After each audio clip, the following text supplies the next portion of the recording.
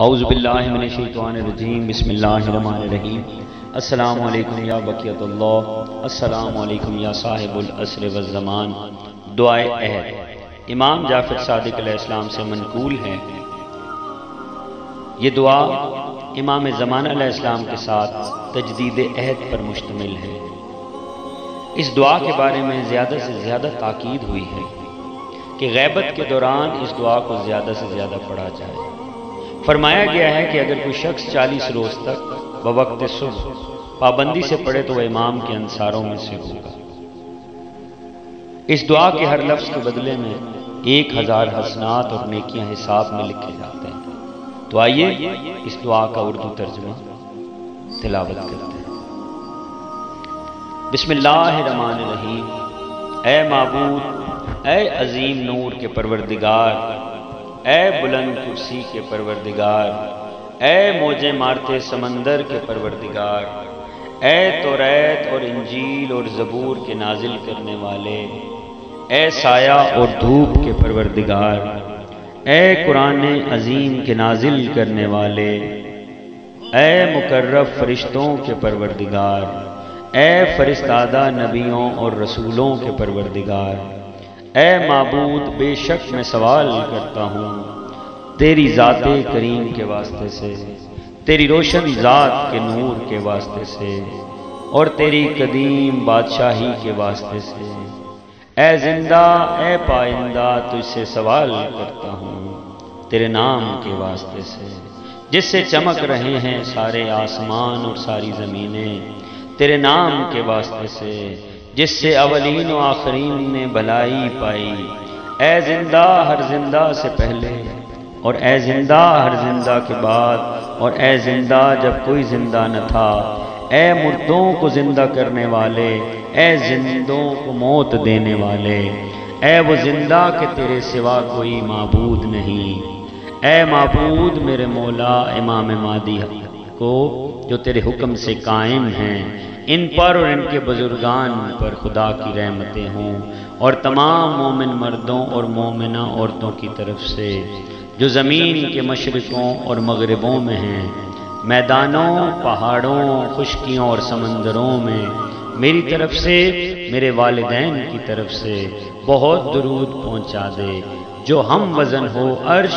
اور اس کے کلمات کی روشنائی کی، اور جو چیزیں اس کے علم میں ہیں اور اس کی کتاب میں درج ہیں۔ اے معبود، میں تازہ کرتا ہوں ان کے لیے آج کے دن کی صبح کو، اور جب تک زندہ ہوں باقی ہے یہ پیمان، یہ بندھن اور ان کی بیعت جو میری گردن پر ہے، نہ اس سے مکروں گا نہ کبھی ترک کروں گا۔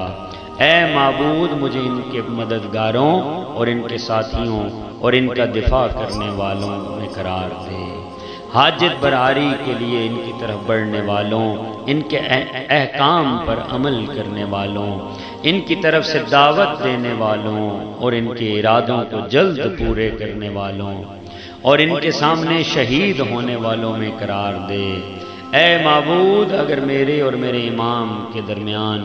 موت حائل ہو جائے جو تو نے اپنے بندوں کے لیے آمادہ کر رکھی ہے، تو پھر مجھے قبر سے اس طرح نکالنا کہ کفن میرا لباس ہو، میری تلوار بے نیام ہو، میرا نیزہ بلند ہو، دائی حق کی دعوت پر لبیک کہوں، شہر اور گاؤں میں۔ اے معبود، مجھے حضرت کا رخ زیبا، آپ کی درخشاں پیشانی دکھا، ان کے دیدار کو میری آنکھوں کا سرما بنا،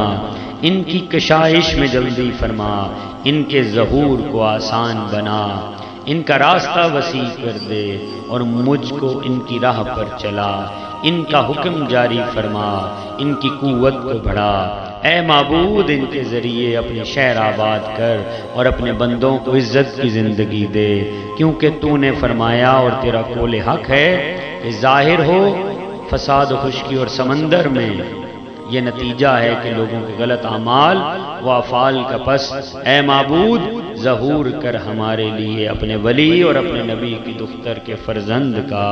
جن کا نام تیرے رسول کے نام پر ہے، یہاں تک کہ وہ باطل کا نام و نشان مٹا ڈالیں، حق کو حق کہیں اور اسے قائم کریں۔ اے معبود قرار دے ان کو اپنے مظلوم بندوں کے لیے جائے پناہ، اور ان کے مددگار جن کا تیرے سوا کوئی مددگار نہیں بنا، ان کو اپنی کتاب کے احکام کے زندہ کرنے والے جو بھلا دیے گئے، ان کو اپنے دین کے خاص احکام اور اپنے نبی کے طریقوں کو راسخ کرنے والے بنا،